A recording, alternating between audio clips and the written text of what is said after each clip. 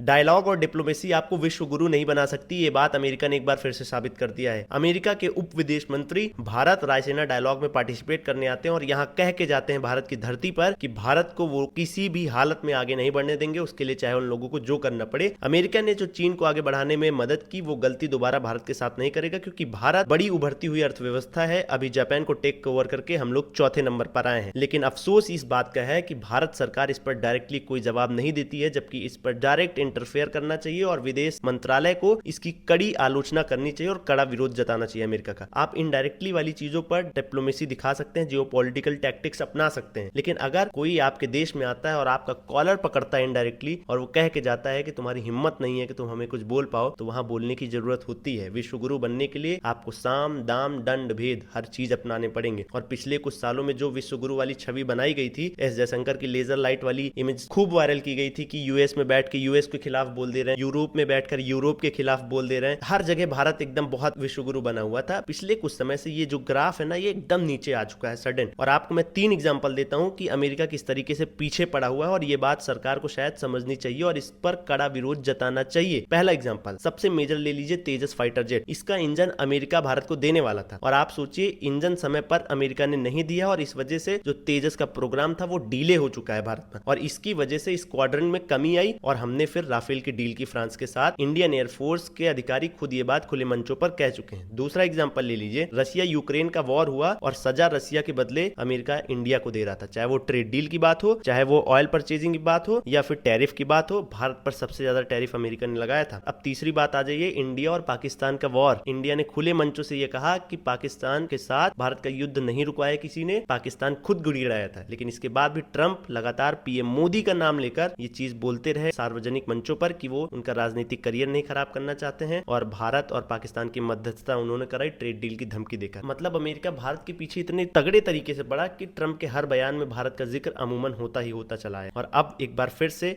America के उप विदेश मंत्री भारत आते हैं और यहाँ धमकी एक तरीके से देकर जाते हैं भारत को।